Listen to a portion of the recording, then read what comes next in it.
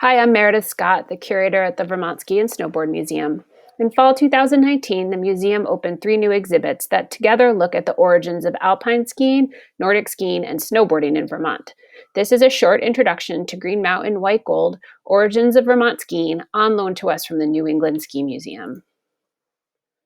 It has a sampling of the photos that are on display in the exhibit, with narration taken from the exhibit labels and the 3 journal articles written by Jeff Leik. Learn more about the New England Ski Museum at newenglandskimuseum.org. The exhibit starts in Woodstock, Vermont. Woodstock's winter sports credentials stretched back to 1892 when the Woodstock Inn remained open for the winter season for the first time. Owner Arthur B. Wilder, shown here, an artist as well as a host, supplied toboggans, sleighs, snowshoes, and after several decades passed, skis for his winter guests. In late January 1934, Robert and Elizabeth Royce, owners of the White Cupboard Inn, heard from their New York skiing guests on the desirability of some form of uphill transport.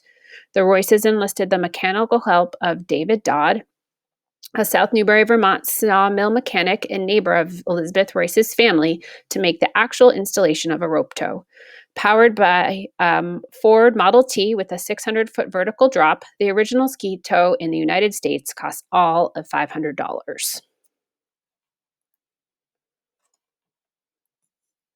While there were multiple rope tows in Woodstock throughout the 1930s, 3 at Gilbert's Hill, 2 at Rupert Lewis's Prosper Hill area, 1 at Pulsiver's on Mount Tom, 3 at Suicide 6 in 1946, it was Bunny Bertram who created the most successful and long-lasting area at Suicide 6. The rolling hills of Woodstock, with their vertical drops limited to about 600 feet, were perfectly suited to rope tows, and during the 20-year celebration of the first rope tow, another form of surf lift, the pommel lift, made its American debut at Suicide 6 on January 28, 1954. Within a few short years, pommel lifts, which were easy to install and relatively inexpensive for areas when compared to chairlifts, sprang up all over New England in a pattern reminiscent of the rapid dispersion of Woodstock's first skiing innovation, the rope tow. As a notable counterpoint to its status as a pioneer town of lift-serve skiing in the U.S., Woodstock also owns a place in the annals of snowboarding history. In 1982, the first true National Snowboarding Championship, the National Snow Surfing Championships, were held at Suicide 6 with both downhill and slalom races. Next, we go to Brattleboro. Returning to Brattleboro after his Dartmouth graduation, Fred Harris was a major factor in establishing the Brattleboro Outing Club in 1921, and the group built the small city into a world-class ski jumping venue. Its first and most long-lasting achievement was the building of a ski jump in the winter of 1922 at a cost of around $2,000. In 1922, Harris co-founded the U.S. Eastern Amateur Ski Club, the league of Eastern ski clubs that became the strongest regional arm of the National Ski Association, and served as its president for the first 5 years. In 1924, with just 2 winters of operation behind it, the BOC hosted the first national skiing championships ever held in the East, and the founding of the USEASA may have played some role in that decision.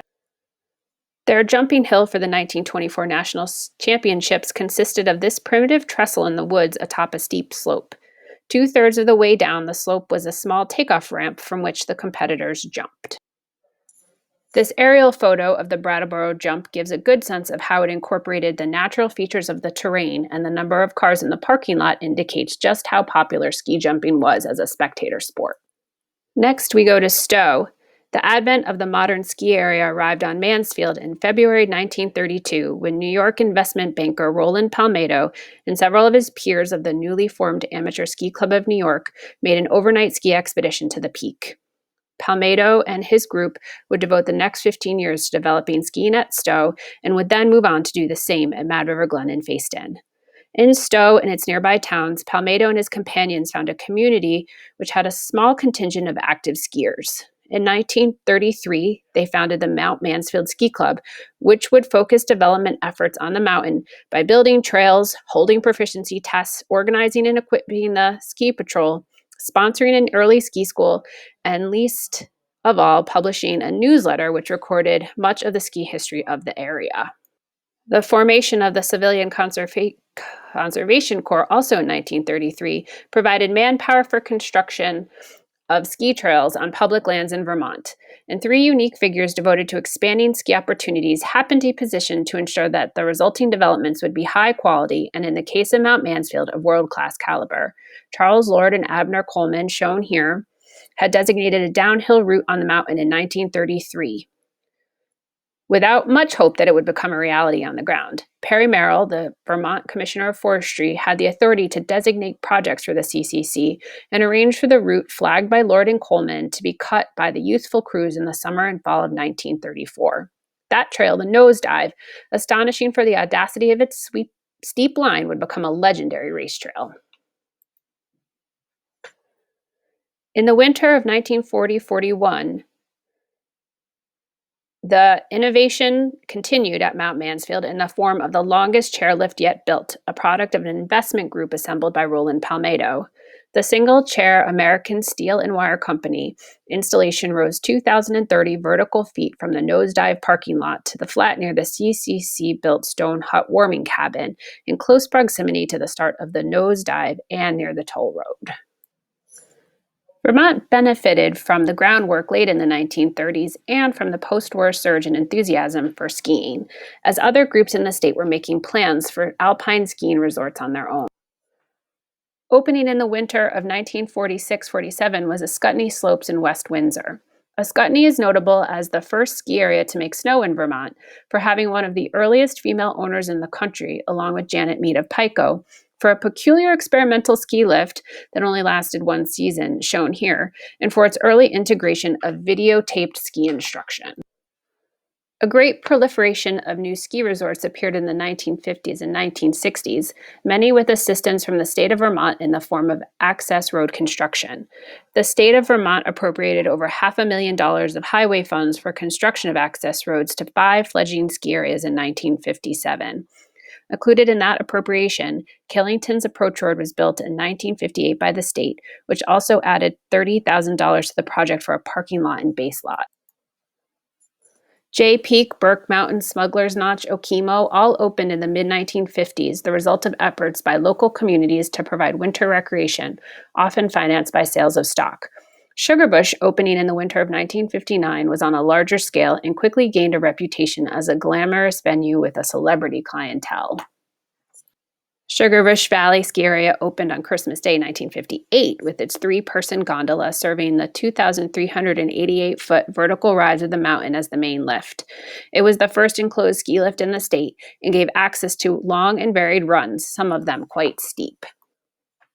Post-war ski area construction in Vermont surpassed that in New Hampshire, so that in 1961, that state reported that Vermont had 60 major ski lifts compared to 33 in New Hampshire. Of the 9 major ski areas in New England, the top 7 were in Vermont. Mount Snow alone had 60% of the uphill lift capacity of the entire state of New Hampshire, while Mount Mansfield had 40%. Clearly, Vermont's economic incentives for ski area development were effective. In the 3 years from 1968 through 1970, Killington's 4-person, 3.5-mile, 3-section gondola was built to the summit of Killington Peak. This dedication to constant improvement and ingenuity continues to make Vermont a premier ski destination. The last bit of the exhibit covers the innovation Vermont has continued to push for in Nordic skiing, snowboarding, and at race training at Vermont ski academies. Thank you. We hope you enjoyed this quick overview and hope you will get a chance to review Jeff's journals or to visit the exhibit at the Vermont Ski and Snowboard Museum. Thank